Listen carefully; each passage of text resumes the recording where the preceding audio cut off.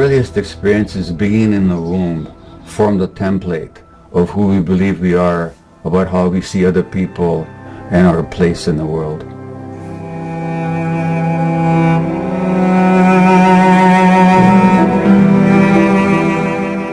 When I see human faces, I see beauty, I see tremendous suffering, and enormous potential for transcendence.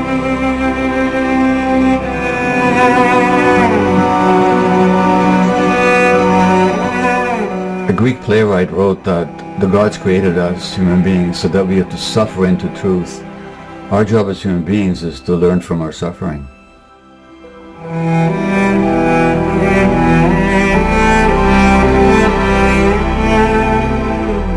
We don't have to keep perpetuating pain for ourselves and inflicting suffering on others. In working with so many people, I've learned that working through trauma can teach us so much wisdom and can reveal the beauty of our existence that because of trauma we had lost sight of.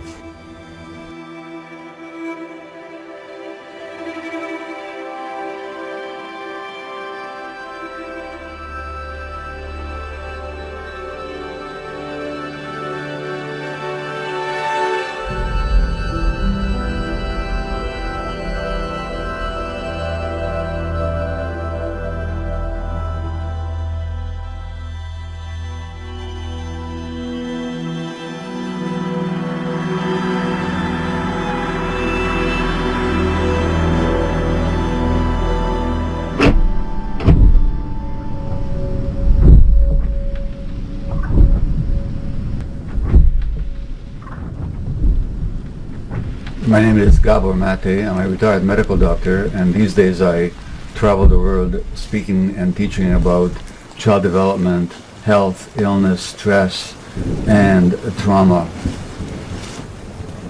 And speaking about trauma is really part of the zeitgeist these days, and I'm very passionate about it for a simple reason.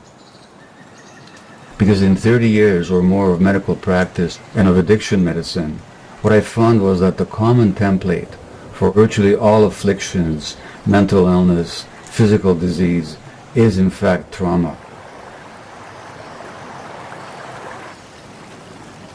And there's a wisdom in trauma. When we realize that our traumatic responses and imprints are not ourselves, and that we can work them through and thus become ourselves.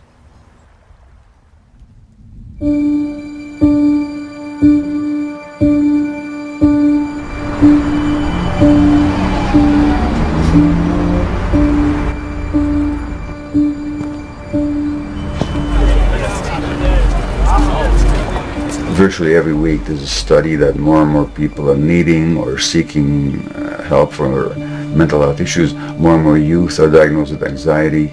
Many more kids are diagnosed with the whole plethora of childhood conditions such as ADHD, attention deficit hyperactive disorder. Depression is rising. Youth suicide is rising. Addictions are rising. Genuinely, it's an epidemic.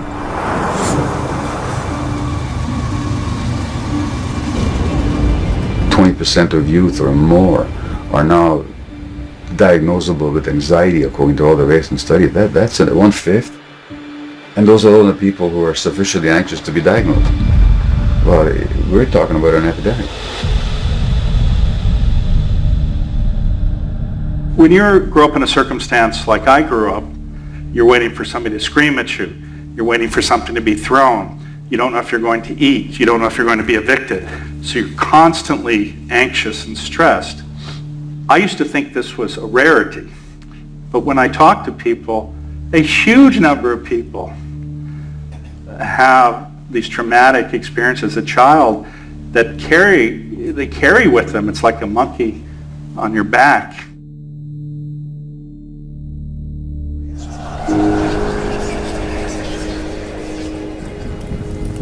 Trauma is an overwhelming threat that you don't know how to deal with. So trauma is not the bad things that happen to you, but what happens inside you as a result of what happens to you.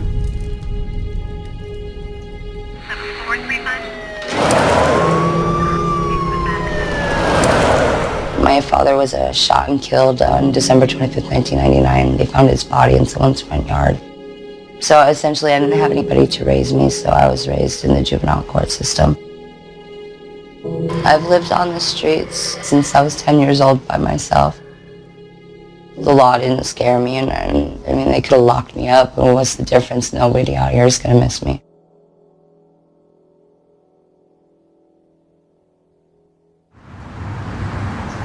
My mother, alcoholic, bad alcoholic. Like my father, sex addiction. His sex addiction ruined our whole family. You know, cheating caused divorce.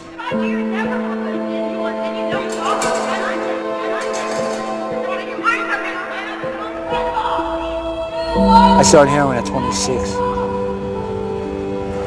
That's what really destroyed me. It just takes the pain away. I tried building my dream so many times. I don't really have a dream no more.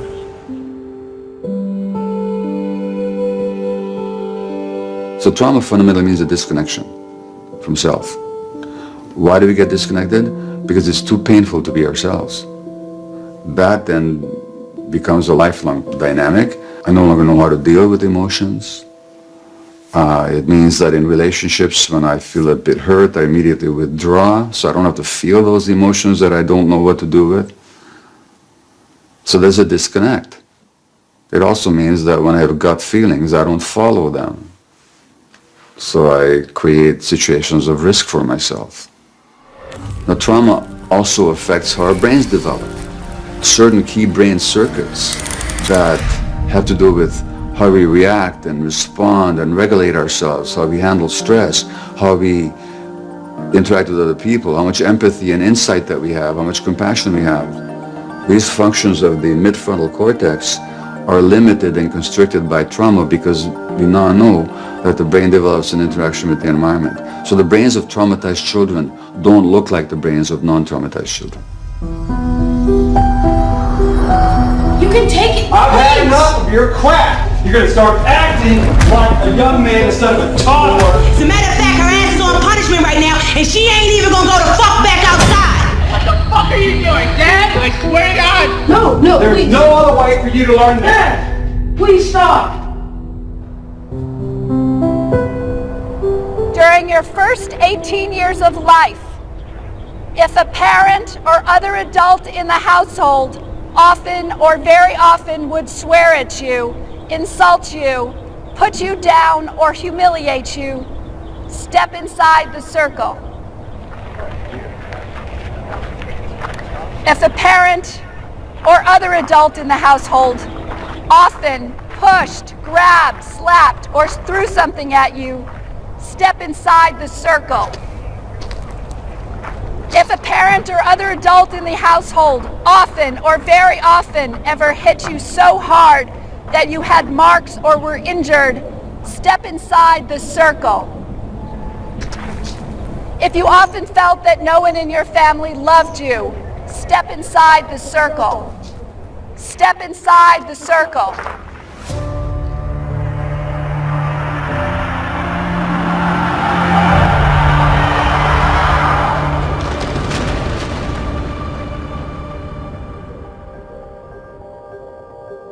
I think society got prison wrong, and they're seeing what's wrong with people instead of what happened to people. Our mission at Compassion Prison Project is to transform communities and prisons with compassionate action. An adverse childhood experience is a terrible event that continues to happen to a child, and there's no way to know when it's going to happen again, which puts the kid into a hypervigilant state. I have 8 of those ACEs, and when I found out I have 8 adverse childhood experiences and that my behavior was a direct result of the trauma that I experienced in childhood, it changed my life. The men and women in prison, 64% of them have 6 or more of those.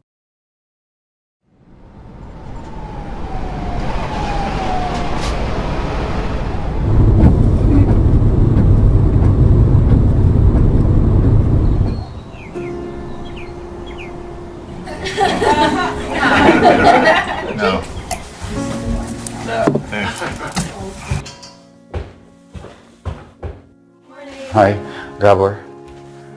Monique. Hi, Gabor. I feel like I'm in a throne. I want to talk to you guys about why you think you got addicted, about what may happen to you as a child, the way you saw yourself as being deficient somehow. I was kidnapped at 16 and sold off. So that's a trauma that's just something that's in my life that you can't turn around, right? And Kidnapped by who?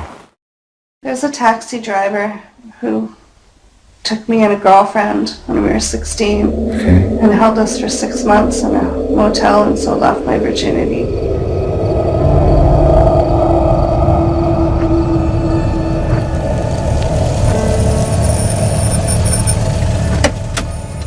And the police was looking for you all that time, and Well, my mom just thought that I had run away from home, so she didn't look for me. so they didn't look for you. No, I really need your permission to continue or not to continue. it's okay. I gave you permission.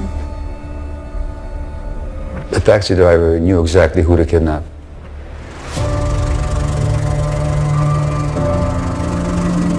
The predator can always tell who's without protection. Anybody hate you as a child? Yes, my father. He would spank us and take a belt to us. Do you remember how that felt to you? Like, I just remember the pain of it, instead of thinking, oh, why did I deserve this? I just remember the pain and the... And how long did that go on for? Well, until I was approximately 16 and started fighting back. So 10, 11 years. Yeah. Okay. Let's say you're the mother of the 5-year-old, and this 5-year-old is being hit with a belt. And she's in pain. She doesn't understand, you know, and then it just hurts. And it hurts emotionally. Because this man who's supposed to love me is beating me. So when you're being hit like that, there's only two possibilities. My father's a bad person or hates me, or I'm a bad person. So the only protection is to believe that, oh, I'm not lovable. Let's say you're the mother of the 5-year-old. Who would you want that 5-year-old to talk to? Myself. Okay, who did you talk to? Nobody. That's the trauma. In other words, by the time you're 5 years old, you're completely alone. What I'm suggesting really, Alicia, is that your mother was traumatized too. Do you know anything about her childhood? And she was abused as a child as well from an alcoholic father. You see, she learned in her childhood not to pay attention to her feelings. That's the only way she could survive. So the reason she didn't know is not because she didn't love you, but because she herself was shut down inside. And that's what I'm saying, it's multi-generational. Mm-hmm. Okay? Yeah. Can't pick out who's at fault here. It didn't begin with anybody. It goes on and on and on, from one generation to the next. We were talking about the effects of slavery on our behavior. And I'm gonna be honest with you, I ain't agree with it when I first heard it. But then when he talked about the discipline, I had a flashback of how I used to get whipped with a bullwhip, naked. I didn't put the two and two together, but I realized, you know, that's how slaves was whipped. Because it was generational trauma passed on from one mother to another mother to another mother, and it passed on to me. I still got marks on my legs and stuff behind that. And I just remember there was no one I could run to, no one I could help me. And she just was telling me how much she loved me, and she cried and she beat me with a bullwhip.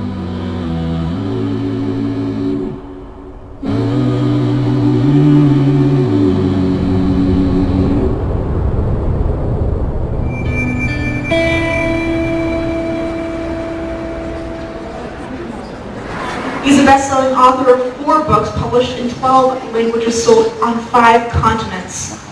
Please welcome Dr. Gabor Mate. I actually wrote my speech out tonight, which I don't usually do, but maybe out of nervousness in front of this group of strong women. You know, we all. The truth is that guys are afraid of women. I don't know if you realize that. But that's a lot of the stuff that we do is totally out of fear. Well, when you felt bad as a kid, who did you speak to? When the pain is there and there's no one to share it with, then the child because very limited resources to deal with that, and what they do is they disconnect from themselves. When you disconnect from yourself, you no longer have yourself. You've lost yourself. When we talk about trauma, we usually think of something terrible happening to a person. But that's not the only trauma there is. And so the other kind of trauma may not have to do with terrible things happening to you. Most people look at my childhood and, damn, you had an awesome, childhood, and because I had everything, we come from upper middle class, and in Idaho, and I got everything given to me, but that was their way of parenting. They'd give me everything so I'd shut up and wouldn't bug them, because they're always too busy, they're always working. So children don't get traumatized because they get hurt.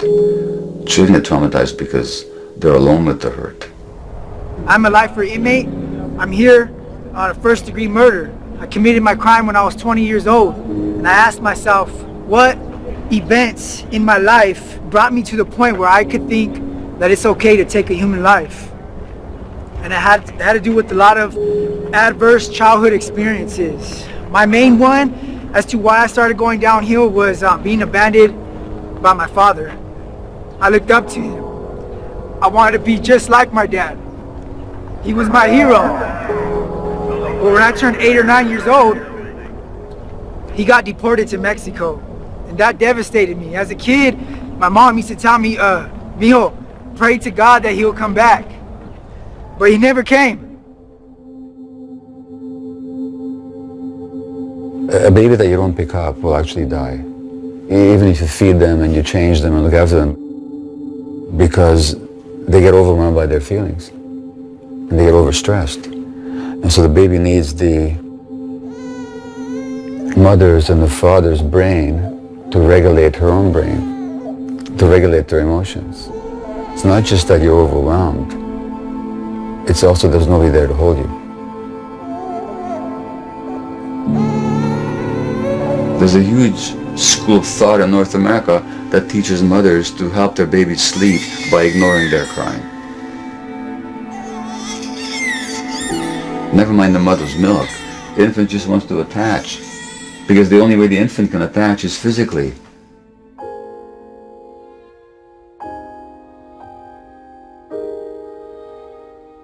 When he's not being held, he's not being attached to. When that's done night after night after night, that's traumatic. And we're still telling mothers to do that. If you actually look at genuine human needs, if you connect the God and the heart and the soul, then there's nothing more normal than a child sleeping in the arms of the parent.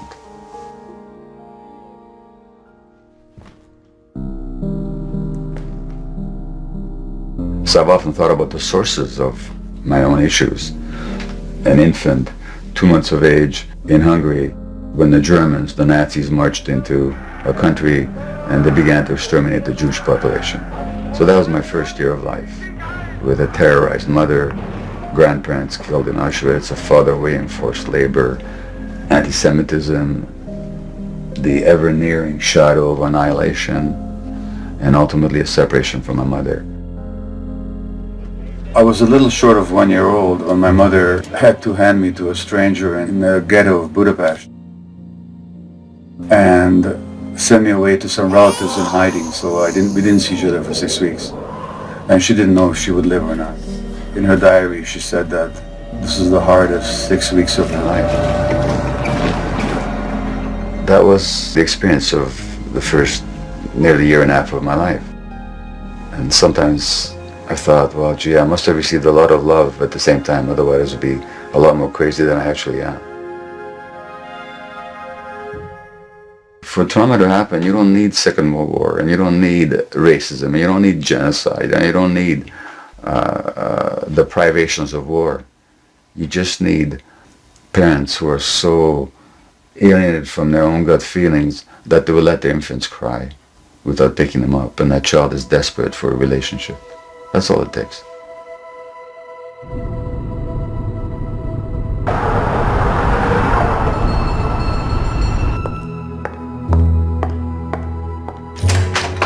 Well, hi. Alice, hello. Welcome. Gabor. Welcome, Gabor. Wow. What a view. Thank you. For me, being a drug addict, the deep down need to escape, I think is almost into a more realistic place than the insanity that we see, the chaos we see around us. You know, I just wanted that place all the time. I can really talk for the 37 years I've been recovered and have had slips in the program, quote, AA. And what's the fear? Well, the fear is I'll be abandoned. You know, it's back with the Homo sapiens. I'll be thrown out of the cave. What is your fear of being abandoned? Well, naturally that I'll die unless I do all of this stuff for other people. When you do all this stuff for other people, what are you doing to yourself? I'm abandoning me. Yeah. Yeah. Okay. Yeah. So you're actually enacting your worst fear. I was the youngest of 5, very ambitious family, very successful, except everyone's alcoholic. I go in the bar, they're drinking. There's no room for me. It's like, oh, shut up, Allison, shut up. You're wrong, you're wrong. So my job was to be wrong in the family. I'll never forget my mother, saying to me, I just don't understand you. And I was 6 years old, and I thought, my God, if you don't understand me, I'm lost. Allow me to give you another perception of you. You're the one that more than others absorbs all the pain and stress in the family. And then you manifest it. And they can't stand seeing it. So in exiling you, they're exiling their own pain and stress. Right. Okay. As a child, we have 2 fundamental needs. One need that's with us is infancy, and it's absolute and it's not negotiable, is attachment. And so the other need then is authenticity. Authenticity, therefore, is the connection to ourselves. Because without authenticity, without a connection to our gut feelings, just how long do you survive out there in nature? So authenticity is not some new age, pseudo-spiritual concept. It's actually a survival necessity.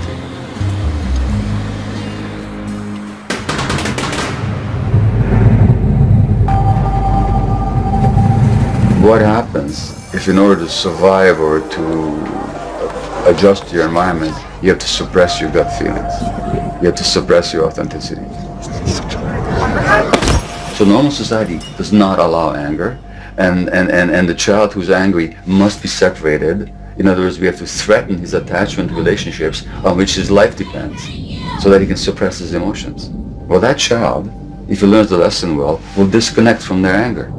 And then he's a sitting duck for depression, mental illness, or for physical illness. Okay, so kid is angry. Well, how about helping him move through the anger to learn how to modulate it? Not to repress it, but to learn to become friends with it. We don't want people who are not angry. We want people who know that anger doesn't have to be destructive. What were you pushing down when you were depressed? I'm gonna get the fuck out. Anger. Right. You were pushing down your anger. Rage. You were pushing down your anger, Yeah. right? Can you see how why, for a 6-year-old, it might be a really brilliant idea to push down the rage? Yeah. Why? For survival. Exactly. You talked about your many failures. I just want you to pick one. The fear, if left on my own, I won't get out of bed. I've done that before. And you regard that as a failure? Falling apart, I regard as a failure. You regard that as a failure? Right. Okay. So your failure is that you got depressed and, as you put it, you fell apart. Is that the failure? Yeah. Just identify the age that you first recall being depressed at. Probably about 6 or 7. How old are your kids now? My oldest daughter's 33, my son is 30, and my youngest daughter's 27. Okay. Choose one as a thought experiment right now. And I want you to imagine them at age 7. Let's say they get depressed. would you go to them and say, you are a total failure? Of course not. Why not? Notice you're calling yourself a failure. I'm going to say something radical to you. Okay. The depression was a major success, not a failure. Okay? No, I know that sounds ridiculous, but No, I'm listening. You're telling me that having that pain showed me deeper inside of myself how I was abandoning myself. precisely. So maybe you want to stop calling it a failure. You go through your whole life like that and see how everything that you judge about yourself actually served the purpose at the time. Yeah. Yeah. But really, isn't it simple? It is simple. Gabor Mate, thanks very much for coming on Under the Skin. The reason I'm so excited to talk to you, the reason that I believe you're having such an important cultural impact is because of your rare compassion and insight into the world of addiction. When it was heroin, I would reflect after I'd used and just go, right, this isn't for me, this has got to stop, this is not a sustainable system. You think you'd never need it anymore because you feel complete. And then comes the remorse of what have I done? And then you think, I don't need to do this again. And then by the time I'm home, I'm running back to the store again to get the next thing that I didn't buy. In the life of every person who's ever been addicted and ever will be addicted, there's always trauma. And addiction is any behavior that a person finds relief in the short term and craves, but suffers negative consequences and cannot give it up. That's what an addiction is. Could be drugs, obviously, alcohol, nicotine. Could also be sex, could be gambling, could be shopping, could be eating, could be pornography, could be the internet, could be gaming, could be work, could be relationships. That's what an addiction is.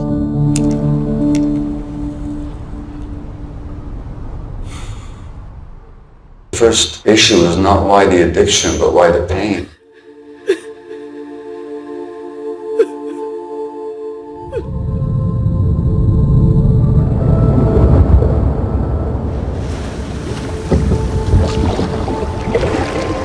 In our society, there are two myths around addiction.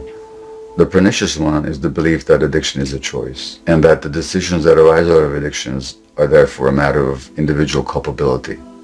And so therefore, addicts for the most part are punished for being addicted. Now, the other belief around addiction, but still misleading, is that it's an inherited disease. It's a biological disorder of the brain. That belief is more humane, much more than a choice belief, because at least if somebody inherits a disease, they're not to be punished for it, but they're to be provided with treatment as with any disease. However, it's also misleading because it ignores why people really get addicted, which has got nothing to do with disease. It's among the normal human responses to trauma. When people are suffering, they want to escape their suffering. That's normal.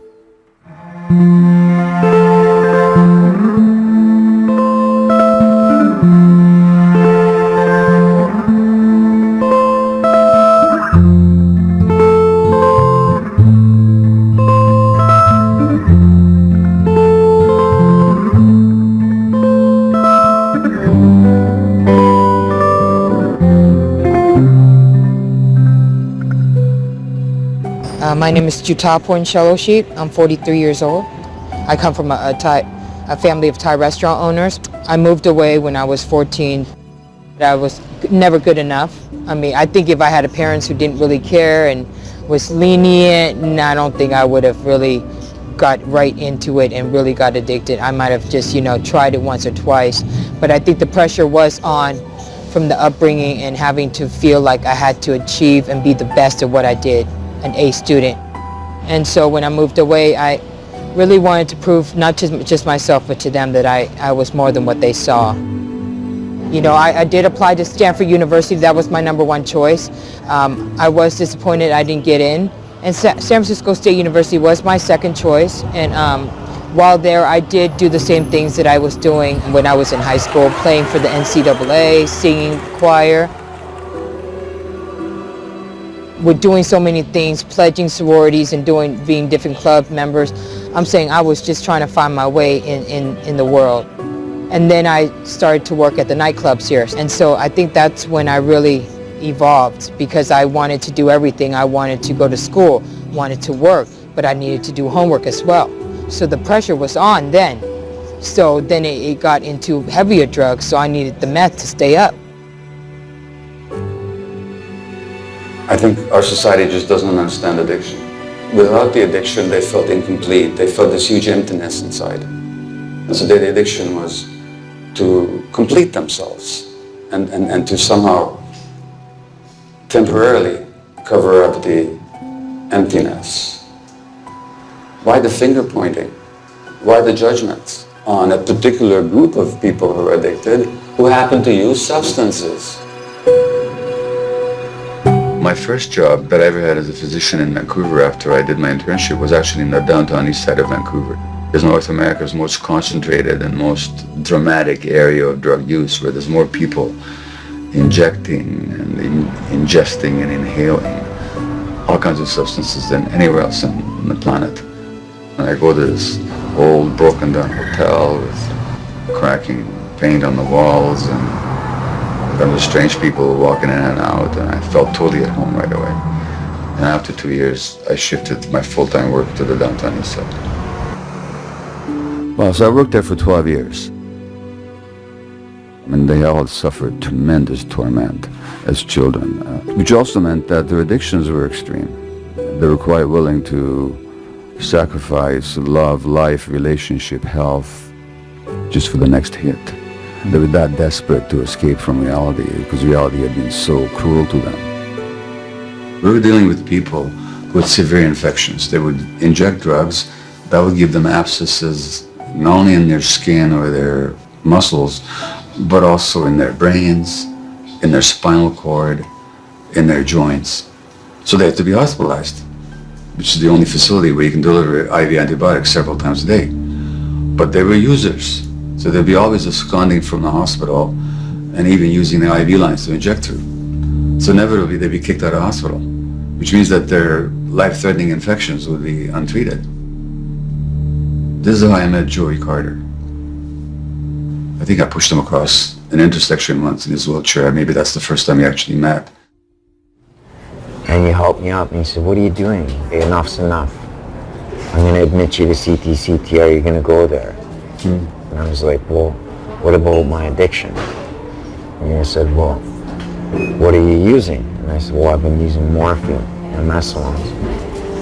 I said, how many will you give me a day? You said, as many as you have in your pocket.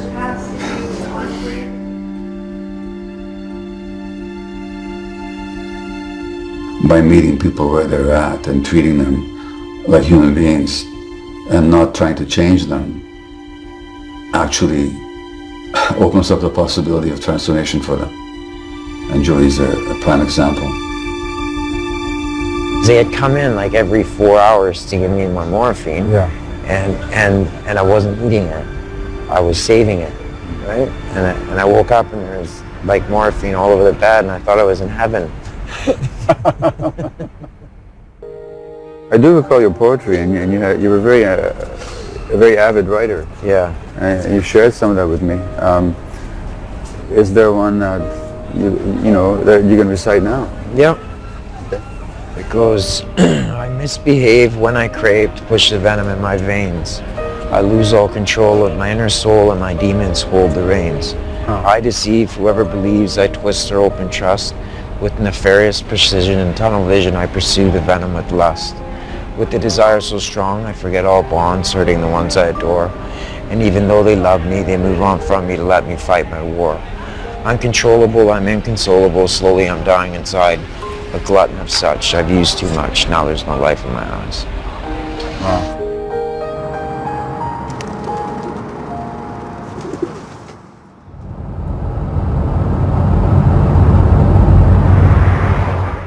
I want to talk to you guys about why you think you got addicted. Like, what did it do for you in the short term that you wanted or that you appreciated?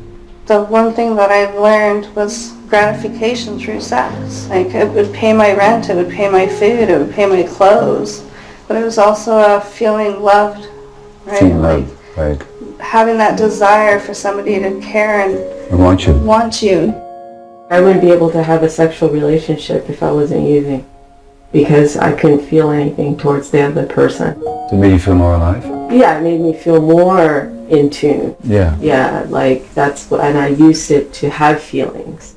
I didn't feel pretty, I didn't feel like, and as soon as I would do a little bit of drugs, my self-esteem would instantly go up.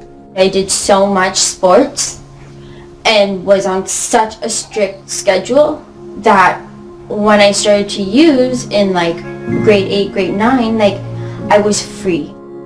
So freedom, sense of aliveness, completion, self-esteem. These are all wonderful things, aren't they? When they talk about addiction being a bad choice, they know it isn't. It's actually a solution to a problem.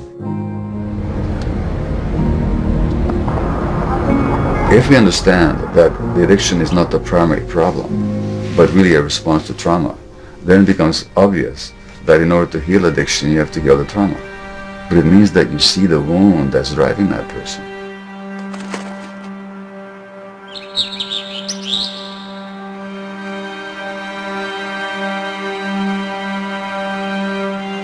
Underneath that traumatized persona, there's the healthy individual who has never found expression in this life because they were never given the venue for expression, never given the relationships in which their authentic humanity could be expressed.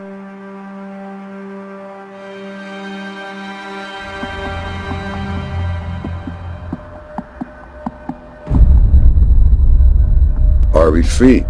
Are we conscious? Are we making a decision based on full awareness? Or are we driven by unconscious dynamics that we've inherited or that we developed as a response to childhood trauma? Well, insofar as we're not conscious, we're not free.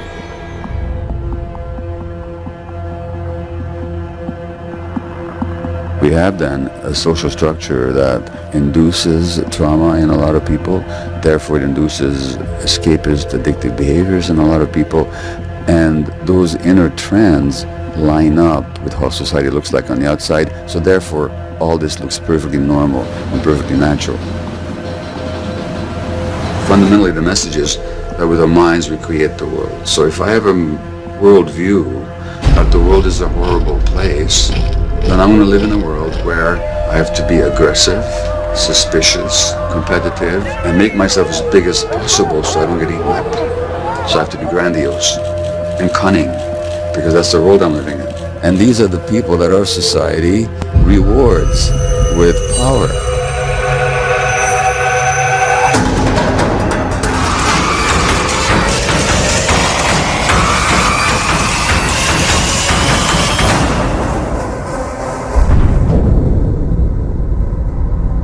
Do you think that the inability of these individuals to manifest real change is a demonstration that what we have are deeply entrenched and traumatized systems that are predicated on unconscious choices, unconscious drives, and that the system will not alter itself from within itself, but will sustain itself, and it's only sort of new radical ideas that can alter it?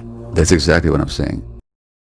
Large segments of the economy survive because people buy things that give them temporary pleasure but do them no good whatsoever in the long term. In fact, they're even harmful. I mean, we're going so far as to destroy the earth because of our addictions.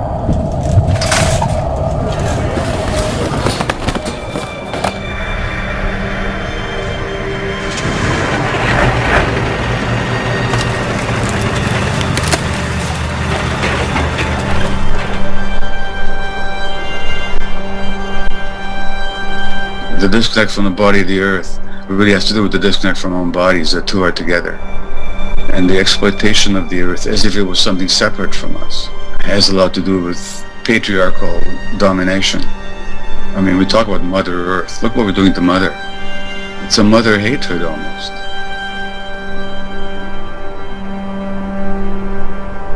It speaks to a blindness and a passivity, which itself is a marker of societal and collective trauma.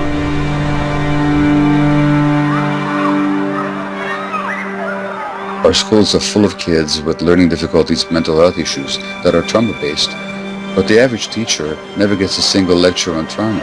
They're fundamentally working with an essential lack of information. I should barely mention the criminal justice system has no understanding or even acquaintance with the concept of trauma. In fact, they often create policies that further deepen people's trauma. That these institutions need to be informed of what trauma is and how to respond to it. Well, I've been in custodies of different states and counties since 18.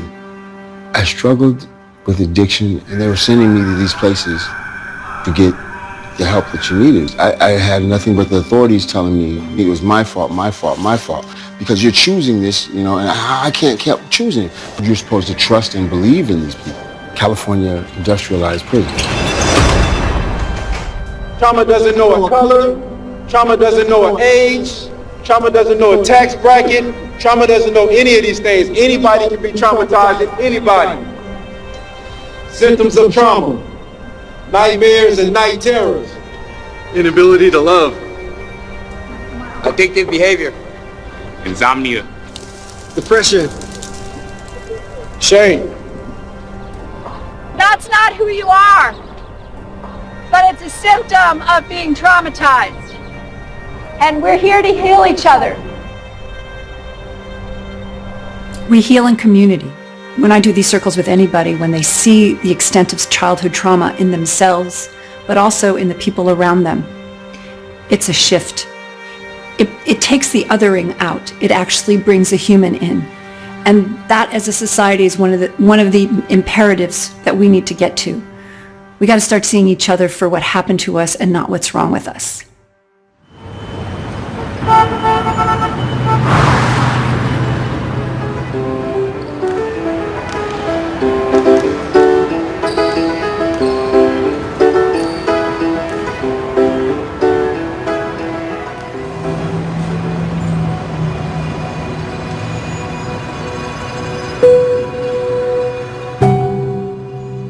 My name is Romy Nottage. I am the Senior Director of San Francisco and Social Innovation for Downtown Streets team.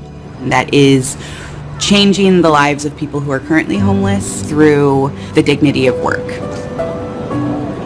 Labeling people as just drug addicts, it's deeper than that. They probably at a younger age have been reinforced that their value is not as significant as others. The pain is the root cause of people trying to feel comfortable in this world.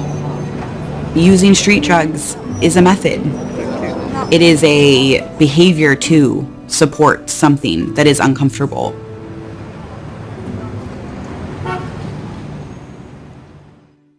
I was homeless for about 15 years.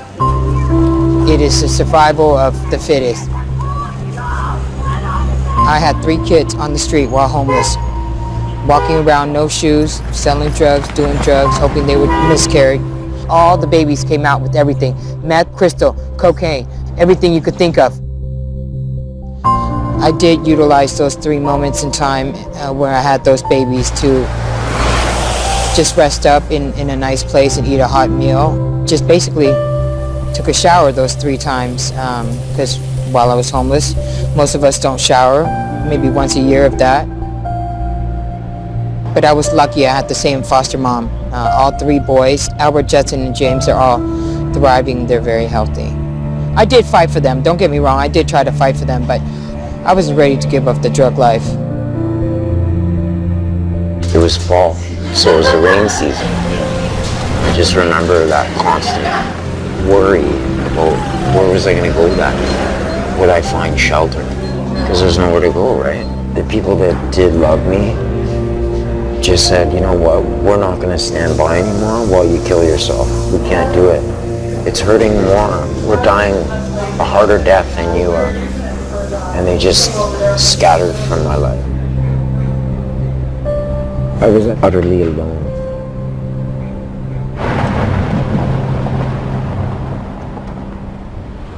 I've been in the city on the streets now for 4 years. Went to college on my GI Bill. I was in the Army for a total of 11 years. Then I got diagnosed with non-Hodgkin's lymphoma and I retired. My PTSD comes from experiences with trying to beat this monkey on my back, you know. I've had the beautiful home and vehicles and wife and kids and thrown it all away for drugs. So when you pass by someone homeless on the street, that is such a painful world to live in. And a very important thing to do is acknowledge them and not pretending or literally thinking that no one's sitting right there. How are you doing? Hanging in there? Had a rough sleep last night? You stay in the TL? I do. Yeah, cool. How long have you been here? I moved here from Atlanta February the 7th. The number one thing that people who are experiencing homelessness suffer from is feeling looked down on. It's like people just passing by them, not acknowledging their experience. That forms an identity that is internalized. Their sense of self has been attacked. Their dignity has been completely reinforced as non-existent every single day. Humanization of homelessness is where we need to start, because we're working with people, we're working with nervous systems, we are working with deflated and traumatized senses of self. To be honest, if I lived in that world, I would want to use too. It'd get me out of it. It'd make me feel not like that for a minute.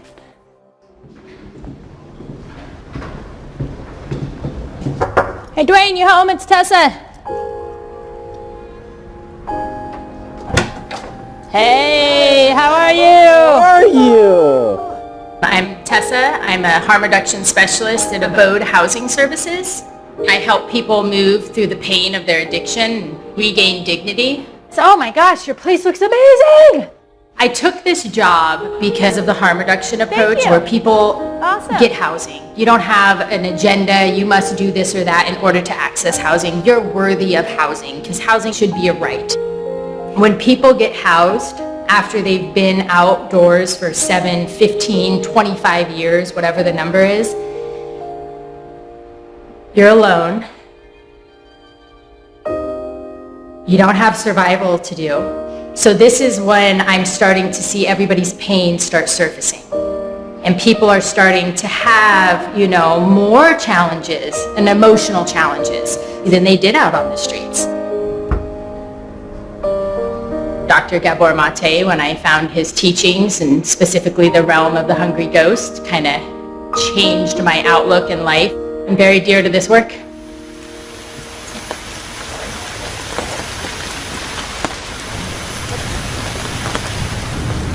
I'm Gabor's wife, and I have been for close to 50 years.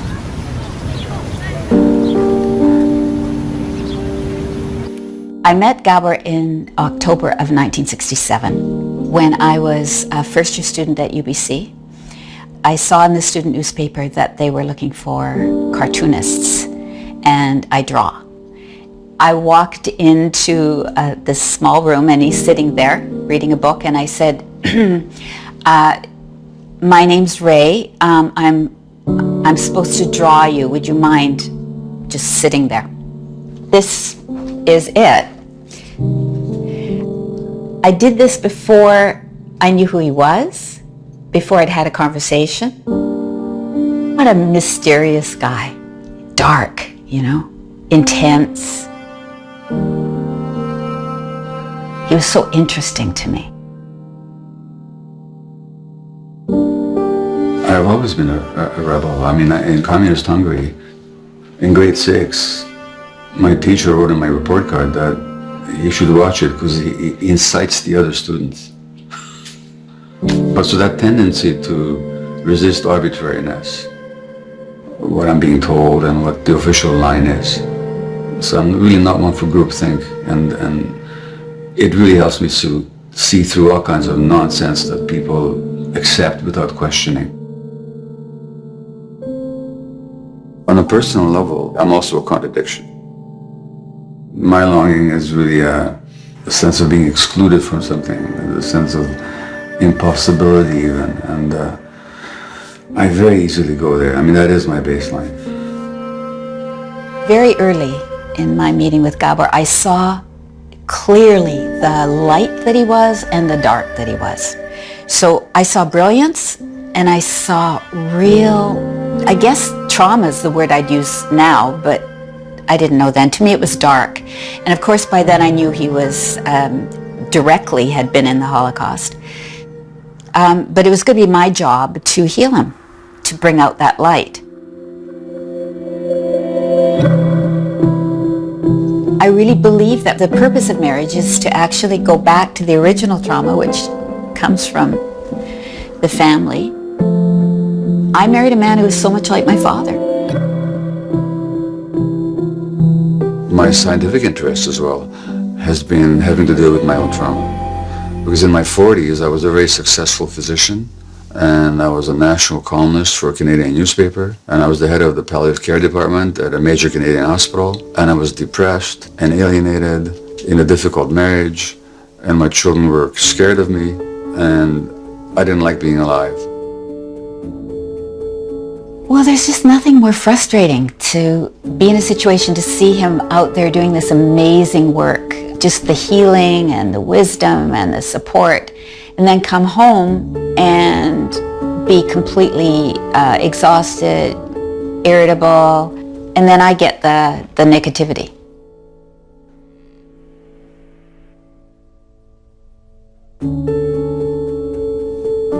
I have to be me. I have to be authentic. My nervous system is so wired that if I'm not authentic to myself, I'm sick. I have a stomach ache. I can't sleep. I'm anxious. And it's usually here. It's usually something in this dynamic. Yeah. Right? Well, when I would compulsively shop for compact discs and lie about it, Ray would get neck aches. And after a while she figured out, if I got a neck ache, this guy's lying to me. He doesn't get away with anything. Yeah.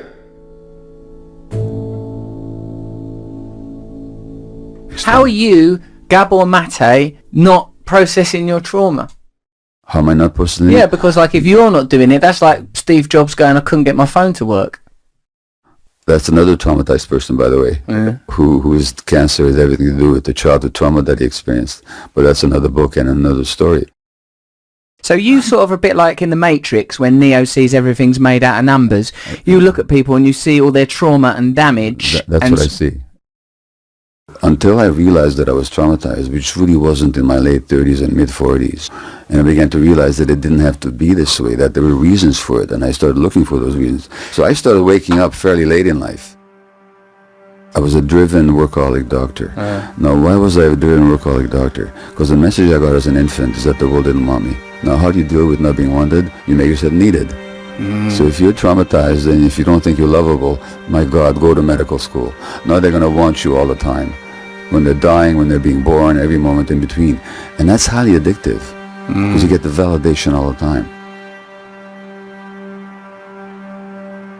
A lot of people that go into medicine, the last thing they want is to be open and vulnerable. In fact, what they want is the authority of the white coat and the stethoscope. And medical school is very hard on people. You might look at it almost as a selection process that weeds out the people that are too vulnerable.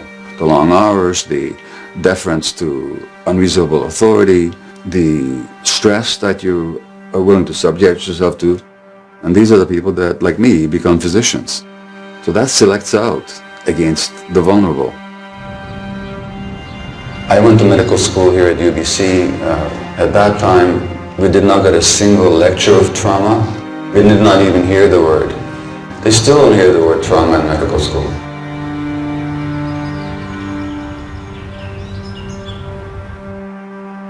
So I've looked at the whole range of human experience from birth to death, because I've worked in obstetrics and I've worked in palliative care and everything else in between. The modern medical paradigm in practice separates mind from the body, and it separates the individual from the environment. So when you look at that there's an epidemic of asthma right now in North America, more and more kids are being diagnosed with it, it's all about, or largely about, the increasing stress in our society. So it's a cultural manifestation. And this is completely missing in medical practice. If you look at Black Americans are more likely to get prostate cancer and more likely to die of it, and not because of lack of medical care. But maybe there's something about being a minority in this particular culture that is so highly stressful that it deranges the immune system. If you look at the asthmatic Afro-American woman, is that asthma a manifestation of her own pathology? Or is it reflecting a social malaise? Which means the emotion, whatever you experienced, probably suppressed rage or shame, whatever you experienced, actually affects the physiology of your lungs. Medicine is very interesting that way. If you go to a dermatologist with an inflamed skin, what kind of cream are they going to give you? Anybody know? Steroid cream, right. If you go to a rheumatologist with an inflamed joint, what medication are they going to give you? Steroid very often. If you go to a lung specialist with asthma, what kind of inhaler are you going to get? Steroid. If you go to a gastroenterologist with inflamed intestines, what kind of medication are you going to get? Steroids. Now, what are steroids? They're copies of cortisol. What is cortisol?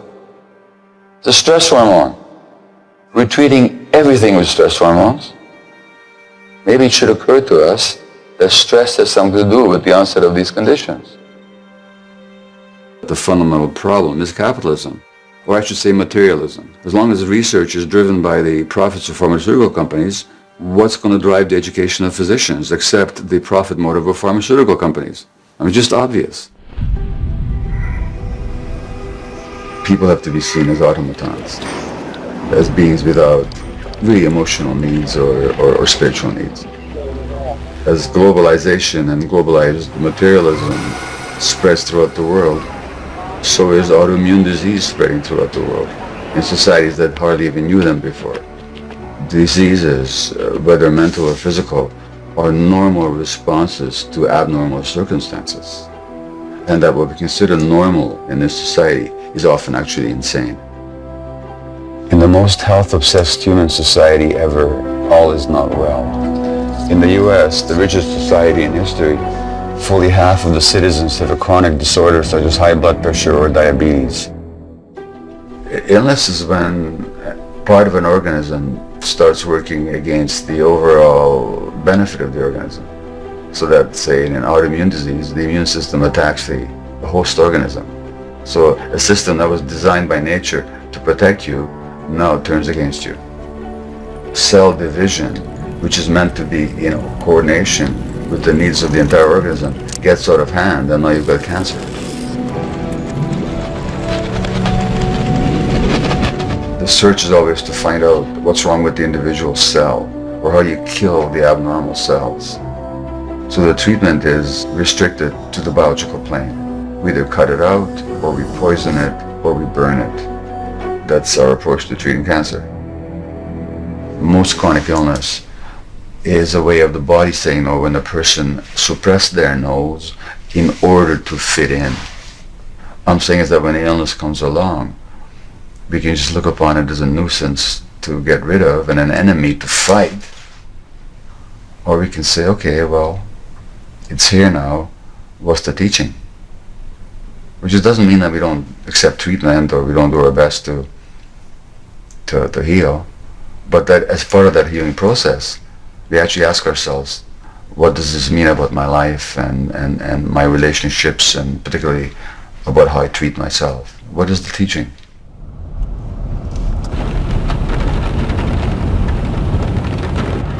My name is Tim.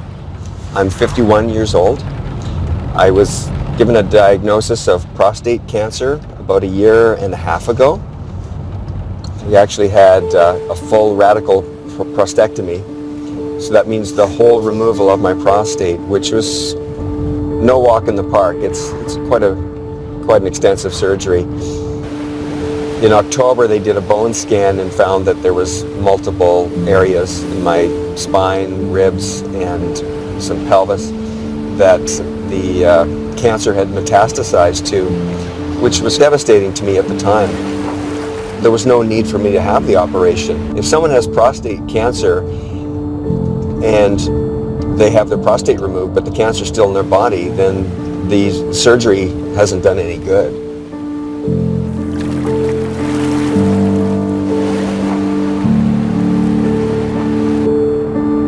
There was no root cause analysis of why I got it.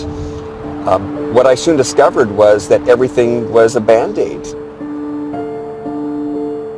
The average general practitioner under the insurance programs gets to see a person for 6 minutes, and a psychiatrist gets to see them for 10 minutes.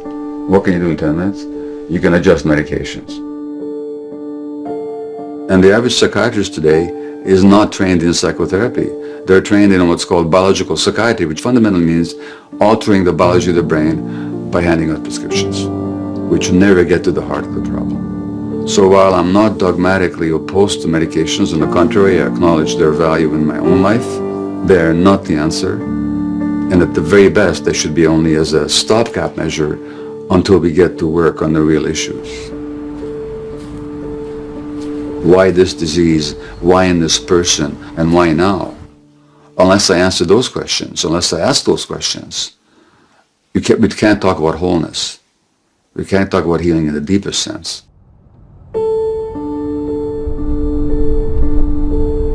I grew up in a family with a father who was very angry and never even realized it, because for me it was just natural and normal. As a kid, I didn't know any different. And I was very scared. Anytime I acted out in anger, it always backfired. So I could never express that anger. So I decided to go more on a healing journey myself and try to find out what could I do myself to be able to maybe cure this thing, or at least live longer, feel better, and address it at many different levels. So I turned to ayahuasca mainly because of the anxiety and realizing, like, what's a deeper spiritual reason that I got this diagnosis? Why did I get this cancer? I got more out of ayahuasca in one journey than I probably did in 5 years of psychoanalysis.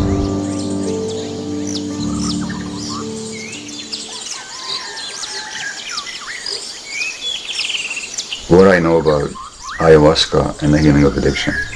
Ayahuasca being an Amazonian brew, which has got psychedelic qualities. It can induce visions and deep experiences. So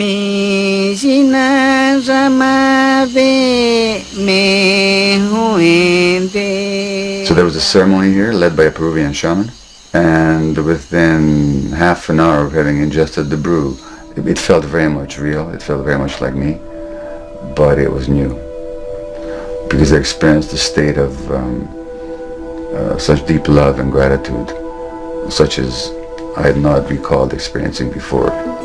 And I saw that all my own addictive behaviors were driven precisely because I hadn't been able to experience that kind of love and that kind of gratitude. That from that state, there's no need to look for anything else outside of yourself. And I also learned very shortly that the ayahuasca has the power to teach people about their trauma, to actually show them what happened to them. All of a sudden, oh yes, this is what happened. This is how I decided that life is unbearable.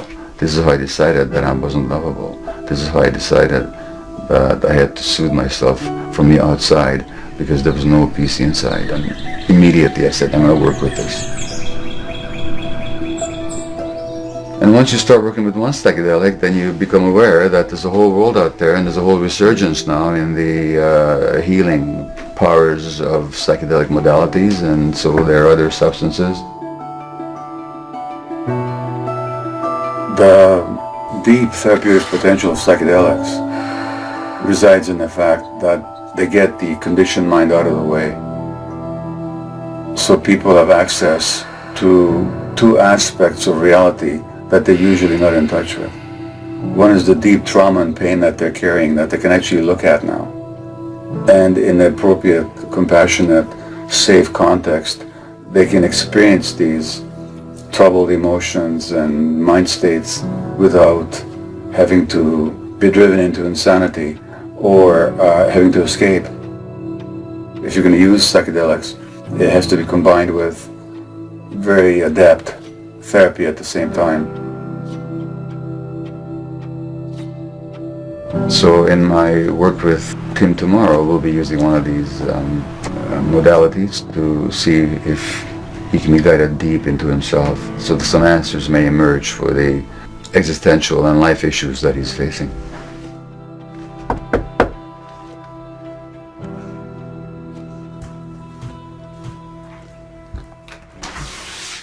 Hey Tim. Hi, Gabor. Come in. How are you? Good, thank you. You all set? Yeah, I'm all set. Okay, come on in. The medication will take about half an hour to take effect. When you're ready, just ingest it. You've been diagnosed with prostate cancer. Correct. And stage 4 means that it's spread to elsewhere in the body? Yes, it's spread to bone. Places in my spine, pelvis, and ribs. In my view, people that develop cancer tend to be nice people who are more concerned with the emotional needs of others than their own. They have a hard time expressing healthy anger. And also they have this belief that they must not disappoint anybody. How do you feel when you perceive that somebody is not seeing you, is not listening to you? I felt very sad. And probably a bit of a tinge of anger there too as well. Yeah. So how about we rephrase that? Anger. Yeah. I felt anger. What do you feel in your body when you say those things? Just check in with your body. What's happening there? I feel a little bit energized from it. Just saying it, yeah. Absolutely. I feel a little bit more awake. So notice how you deprive yourself of energy. Okay. Just that makes me just really sad just thinking about that.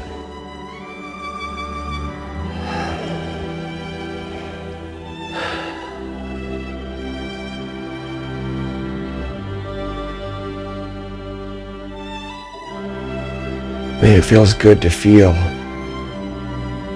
And underneath that, I just feeling this frustration. Fuck, it's too much energy I've been holding on to contain that. Like I'm pissed off. I have to keep fucking focusing on all this shit, working on myself.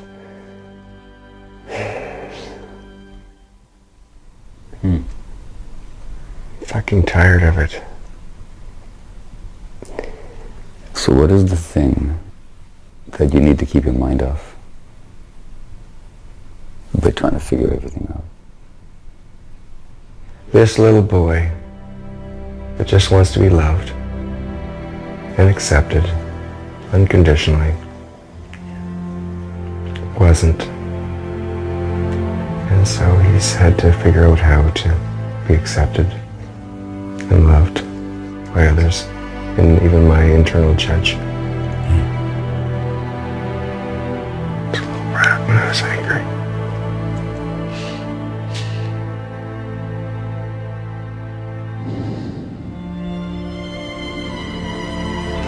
You can stop all this work. You can just actually just be here and with whatever there is.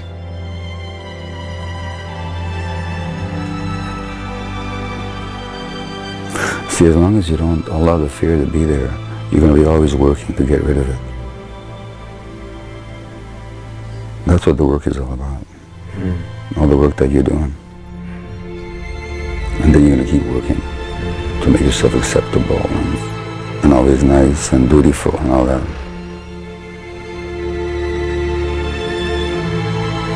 Or you could say, okay, the fear's there. I'll let it be there. I'm big enough to, there's enough space here for it to be a part of me. It just seems too easy. Yeah, it's got to be a lot more complicated than that.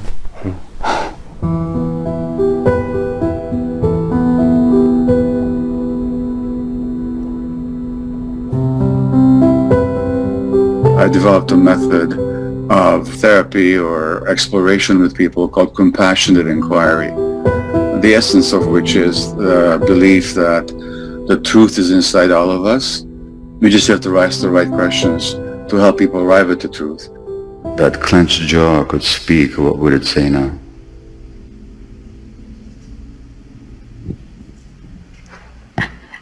I don't want this anymore. Okay. What is the this that you don't want? That's what I don't know. Look, if we didn't shut our mouth like this, what is it that wants to come out that we're not letting out?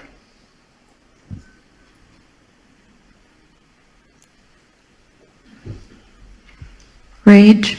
Yeah, that is the inquiry. How do you feel about that? I think there's a few feelings associated with that. I'm not buying that one. How do you feel towards it? How do you feel about that? I'm a part of you. How do you feel about that? What comes up right now? Shame. Thank you. What are you ashamed about? Do you know? That it is a weakness. And you must not be weak. Correct. Because if you're weak, then what? I won't be able to take care of those I love. So you located it, it's here in the chest area. Just put your attention on it right now. I mean, I'm looking at this blockage or sense of blockage, okay? What does it want to say to you? It's not a word, it's soothing. It's soothing. Yeah. Desiring. That it's wanting soothing? Yeah. If you're in touch with this sense here that you've just identified, how familiar is it to you? Oh, very. How far does it go back? 7. That's when I lost my mother, but it was present before that. Okay. So what does it need from you? To be held. Need to be held. Yeah. Like your mother might have held you. Yeah. So when it arises, my advice is don't try and figure out how better to do your work, or how better to be present, or any of that, or how will I fulfill my calling. Your calling is really clear. But this part of you, guess what? Needs to be heard and seen. Alrighty. Okay? Yeah? That makes sense. That's good. Any questions? I think I'm just supposed to feel right now. Oh, that's good. That means you're paying attention. Yeah. What do he called you something? Monster. Oh yeah, he called me monster. He's right. called me delusional. How do you feel when he calls you a monster? I mean, I feel hurt. Pain? I feel angry. Okay. So what if I said to you, you got beautiful green hair? How would you feel about that? Laugh. Why would you laugh? Why would you laugh? Because I know my hair's not green. Uh-huh. What if I said you were a monster?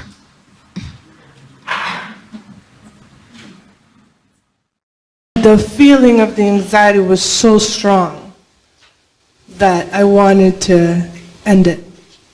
Anything familiar about any of that? Are you trying to go back to childhood trauma?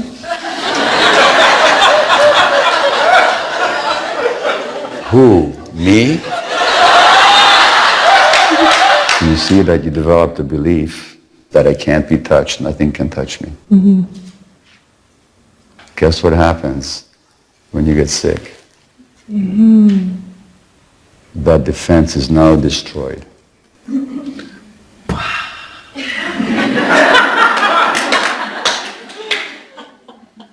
Wow. I ask people to tell me some recent episode when they're upset with somebody with their lives. And something that they're open to sharing. So it doesn't have to be anything sordid or thing, but just something, whether it's your spouse, partner, the bus driver, I don't care who. Sure. A friend. Okay, so what happened? Describe it? What happened, yeah. All right, there were a number of issues in my home, and I had hired someone to do these things while I was gone. Okay. And I came back and none of them were fixed. Okay. And your emotional reaction was? Anger. Anything else besides anger?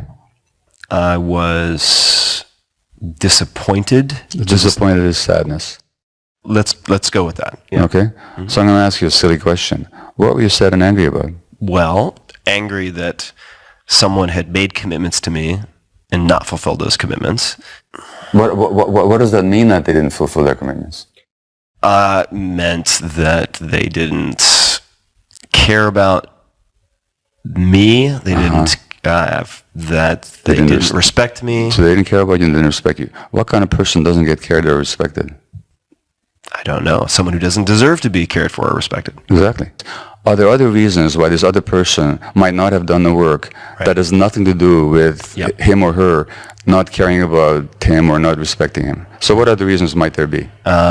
He had a flight delay and got caught on Puerto Rico during a hurricane. Yeah, he's got ADHD. Yeah. He can't follow through. And any number of possibilities. Yeah. Now, of all the possibilities that you've just outlined, including that they don't care about you or respect you, which is the worst one? The one I immediately defaulted to. So let's notice something. I should say we, because we're all like this, we don't respond to what happens. We respond to our perception of what happens. Right. Okay? That's what the Buddha said. It's with our minds we create the world.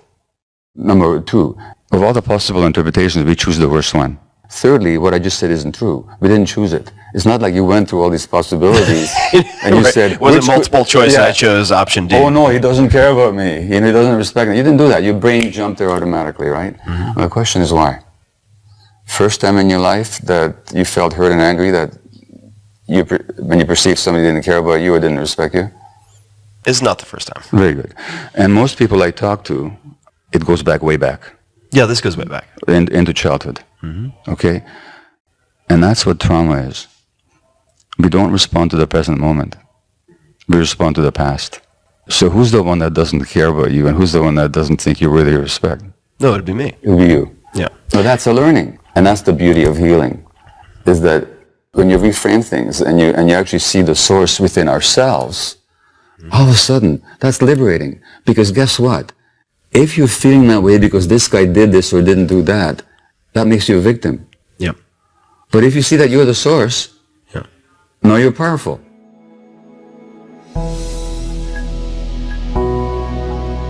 Can we have a vision of society that incorporates the achievements of modern civilization while at the same time still honors the essence of human nature?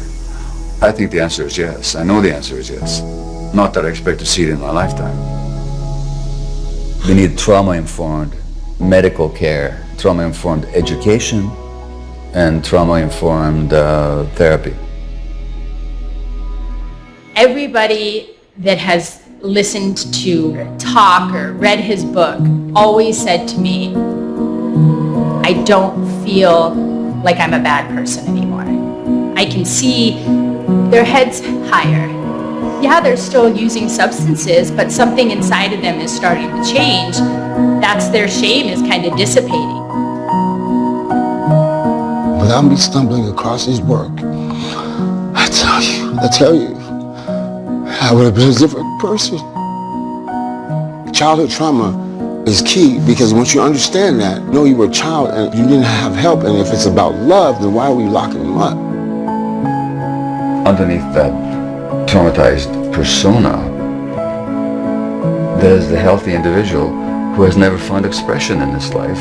If you see that, then you're trauma-informed. It's not a question of healing the trauma or of ever getting rid of the memory of what happened, but to help that person expand so that there's space for all those emotions. Dr. Mate, he allowed me to feel that what I was seeing was a humanistic crisis. It was a human not being identified in the light in which they deserve to be. We as caretakers in this world need to see the human in front of us, not the problem. We still have each other's numbers, so call me. Yes. Okay. All right, good to see you, Good to see you. I'm All right, good to see you. How have you been? It cannot be a general construct of this is how we're dealing with people who are homeless. This is how we are dealing with people who are addicted to drugs. No, this is how we deal with Sarah. This is how we deal with Jose. This is how we are in relationship to each and every person experiencing trauma within their lives. That is what has been the essence to his teaching for me. Hi, who's this? Hi, Fang. How are you doing? Fang, are you his little companion? When we start the journey of being compassionate with ourselves, not only does it change ourselves, it changes our communities and our society. Today, I'm still healing. I'm still healing from my abandonment issues. I'm a lifer inmate. Being here today, witnessing all you guys' traumatic experiences gives me motivation, gives me inspiration to continue on the path that I'm currently on.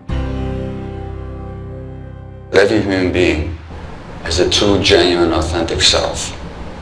And that true, genuine, authentic self can never be destroyed. When people say you have a second chance in life, today I know what that means. So I performed for the first time singing after not singing in 20 years. So I performed in front of 400 people, and that was a dream come true. And I was able to reunite with my mother. When God blessed me with this son, my 4-year-old boy, Douglas, I made a promise to myself and I said, listen, I want to be a mom. I want to be a good mom. The baby's dad is also with me. He's my babysitter. I've been clean for the last 10 and a half months. Because you made a difference in my life. Thank you for being in touch.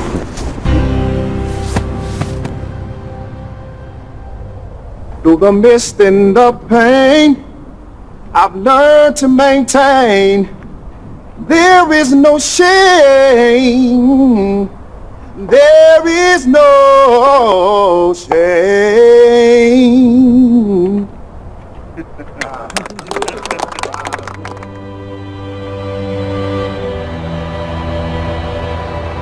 I am happy to say now that through my own healing, after being off my medication now for 6 months, I've got a remission. The cancer is just not growing. This is the first time in 4 years where this has happened, so this is just absolutely amazing. It's been spiritual work for us both, and I've grown up in the relationship. I've healed in the relationship. I'm still healing in the relationship. To me, this is an incredible love story. It's really inspiring how he's changed. So as we've gotten older, somehow we've gotten freer and younger. We just get closer and closer. It gets better and better.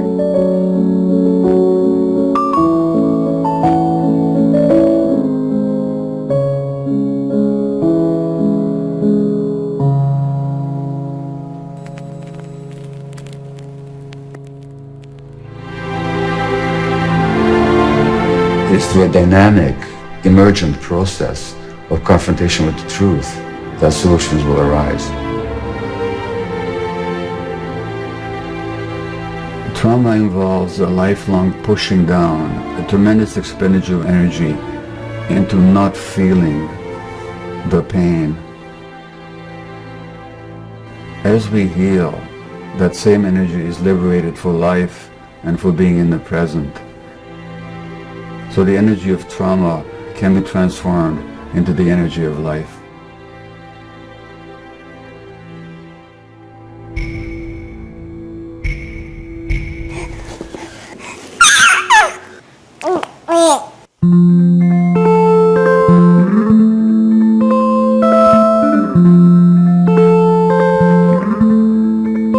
You can see it in the car, it's playing on the radio, it's written in the stars and living in me. You can read it in the cards and hear it in stereo. It's a bullet in your heart and a trigger in me.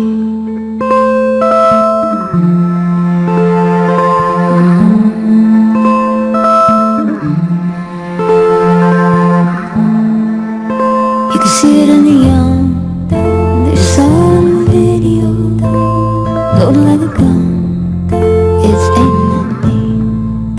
Everybody on the run, talking on the telephone,